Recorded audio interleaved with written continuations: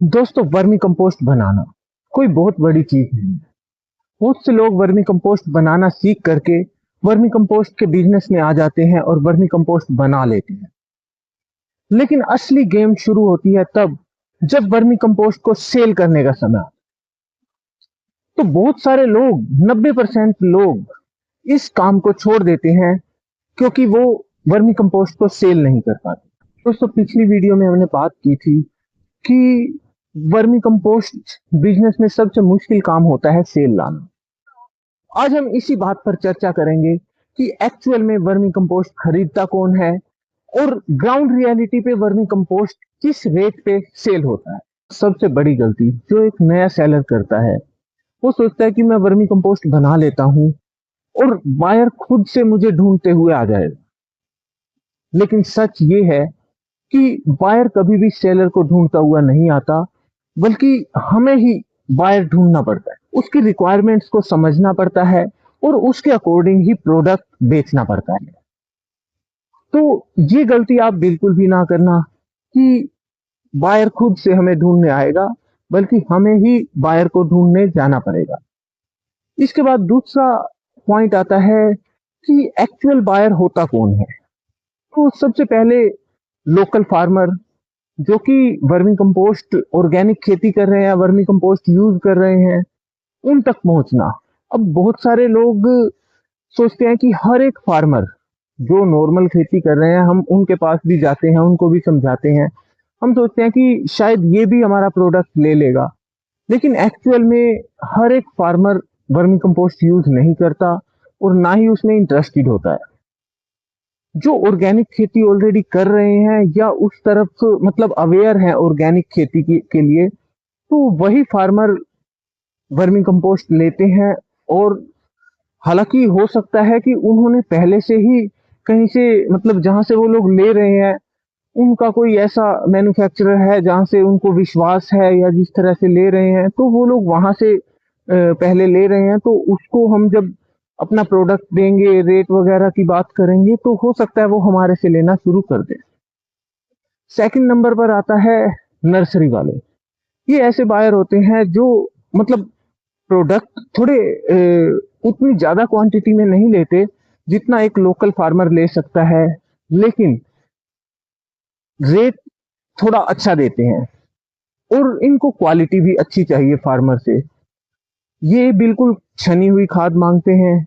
दूसरी चीज, पैकिंग अच्छी मांगते हैं, छोटी पैकिंग मांगते हैं और वर्मी कंपोस्ट की पहुंच मांगते हैं। ये हमारे यहाँ से लेने नहीं आते, बल्कि वो कहते हैं कि हमारे वहां पर भेज दो नर्सरी में। इसके बाद थर्ड नंबर पर आते हैं जो होम गार्डनिंग कर रहे हैं या टेरिस गार्डनिंग कर रहे हैं, जो मतलब छोटे लेवल पर शहर अर्बन एरियाज के अंदर गार्डनिंग वगैरह कर रहे हैं वो। तो दोस्तों, वो लोग, हालांकि वो लोग बहुत अच्छी क्वालिटी, एक तो उनके लिए हमें क्वालिटी बहुत अच्छे से मेंटेन करनी होगी। दूसरा, पैकिंग उनके अकॉर्डिंग हमें छोटी पैकिंग भी चाहिए, बड़ी भी चाहिए, सब तरह की चाहिए की।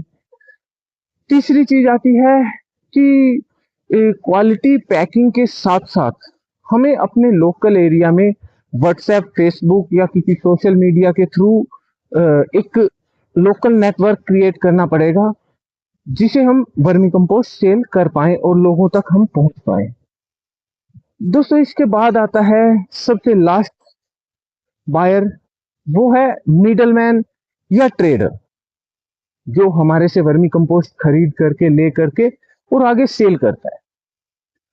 तो ये दोस्तों मतलब ऐसा बायर है जब हमारे पास स्टॉक बच जाता है, जब हमें ये लगता है कि हमारा कहीं और सेल नहीं हो रहा, तो आखिर में हम इन्हें दे सकते हैं। लेकिन सबसे कम रेट ये बायर ही देता है, क्योंकि ये बायर को आगे सेल करना होता है, तो उसको अपने भी उसमें प्रॉफिट रखना होता है। तो इसलिए ये बायर हमें सबसे कम रेट देता है।